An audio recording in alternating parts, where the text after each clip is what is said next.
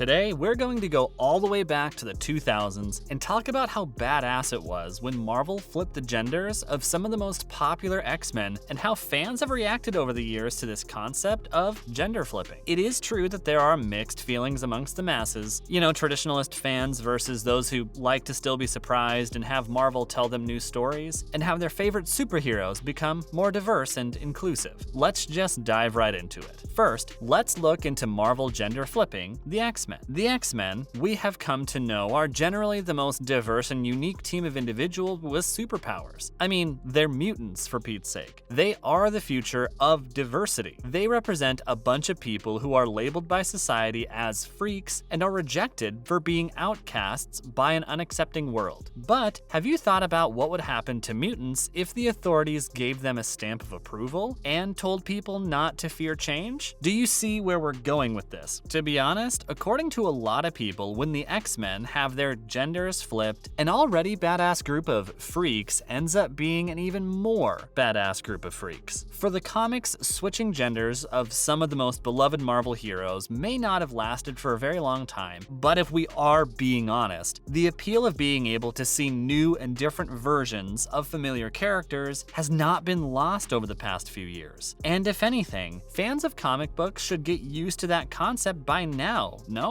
There are so many different versions of Spider-Man and other characters out there that we've honestly lost count. And with the introduction of the multiverse, it just feels like there is so much more that can be done with the characters we love and adore, be it from the mainstream MCU or the X-Men series. Now for where it all began. In the 2000s anthology special related to the X-Men with the title X-Men Millennial Visions #1, The Big X Change was created by the talented Gary Frank. It depicted something that fans hadn't realized up until that point that they needed as a storyline for their future mutants. The story was released in 2004, and 2 pages were dedicated to it. The text page of Frank's short actually gave some background information into the new transformations that were going to take place, and the explanation given by the creatives was as insane as it was hilarious. So the story takes place in the then future, where Buzz, a deranged pop mandarin, decides that he wants to reduce overpopulation. But the plan he comes up with in order to do this is a little different than what someone from the likes of, say, Planned Parenthood could ever even think of. The plan that he lands on has to do with causing infertility in the human race, and in order to make his nefarious plan a reality, he develops something called a blank-O ray that he can use against the entirety of the planet. That can't backfire, right? Well, in order to do that, Buzz decides to team up with Bubbles, an evil chimpanzee who is apparently a genius.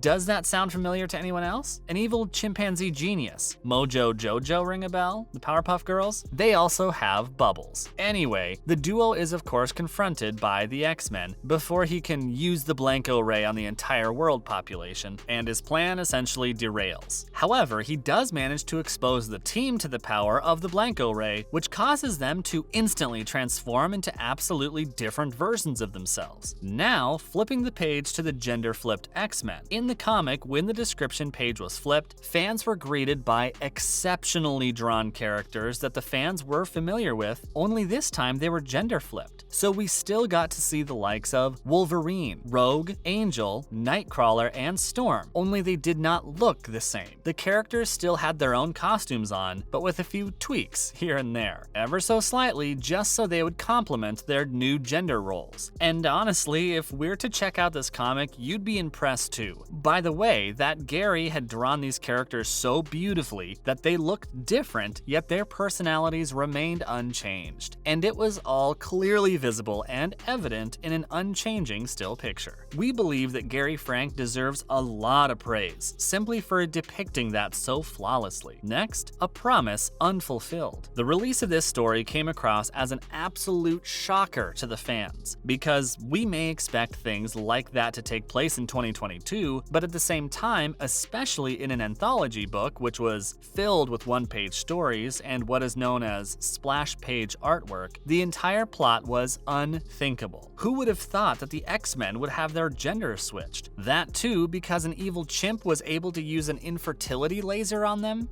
Even though this storyline was one of the coolest concepts ever to have been introduced in the X-Men lore, it feels like a betrayal that this theme was never continued continue, and the team was never given a real shot at having this plot become an important piece of Marvel canon. It is highly unfortunate, and we really feel like this needs to be followed up sooner rather than later, because we have the multiverse now. It isn't wise to let a concept so promising be neglected, especially when Marvel is known for the unique and ridiculously amazing ideas that they come up with. This storyline can definitely become a reality, especially now, without fans of the more traditionalist ideas of what Marvel should do getting butthurt over the original favorites being changed. Do fans have a problem with Marvel's gender flipping? Apparently, yes. At least if we take the word of Marvel's vice president of sales. Back in 2017, when the comic book sales began to decline, David Gabriel actually thought it was best to put the blame on the studio's effort to incorporate diversity as well as female characters in their stories, and said that readers were not happy with diversifying the comics, and that they did not wish to see any female characters out there. He did add that he wasn't sure if this was actually true. However, it was apparently evident by sales statistics that fans weren't really opening up to diverse or new characters, including female ones, and basically did not have to want to give a chance to anything that didn't have to do with the core characters in the comics. As per his word, a few retailers felt that some of the core heroes were being abandoned. However, characters like Miles Morales and Miss Marvel have been drawing in new viewership. So of course it means that there are a lot of people who are welcoming the new characters and titles that are being introduced. And even people online ridiculed Gabriel's comments, pointing out that it was the fact that Marvel had in the recent years begun rebooting storylines so much that it has created a seriously complex web of interwoven universes, which caused a lot of people to feel too overwhelmed to even keep up. One Twitter user remarked that people weren't tired of diversity and that it was Uncle Ben dying like a million times that got them frustrated. Another one pointed out that their high prices and fatigue actually drove Marvel's sales down, and not diversity. And of course, our favorite response ever was a fan writing that it was actually things like Captain America, a national hero and worldwide symbol, being turned into a Nazi that drove readers away from the comics. But there are fans who actually do take issue with the studio bringing in new characters and gender flipping some of their favorite classics into something they're not used to. What do you think is better though? Bringing in new readers who finally feel like they are being represented, or keeping older fans happy who wouldn't actually be losing their favorite characters because of new storylines being explored? The importance of inclusivity and representation. G. Willow Wilson, the writer for the Kamala Khan Miss Marvel series, made a really good point in response to Gabriel's comments, saying that diversity does not work when used as a form of performative guilt. She also criticized Marvel's tendency to make changes to fan favorites by humiliating or killing off the original characters that fans love, because of course that wouldn't make fans happy. She also spoke about Miss Marvel and shared that the fact that the comics struck a chord had to do with the fact that it actually deals with the role that traditionalists' faith plays in concepts like social justice, because there was a large number of audience with a wide variety of backgrounds to have to do with faith, and that audience had never been able to experience representation in the form of a story like that. So it looks like it only makes sense for Marvel to look into using the concept of the multiverse to bring in more diverse characters and work on making their stories more gender inclusive. Let's see what they come up with without taking too much of the original characters and storylines. That's a wrap for this video. What are your thoughts on Marvel's gender-flipped X-Men story? Let us know in the comments below. Make sure to give this video a thumbs up and subscribe to our channel for more videos like this. See you in the next one.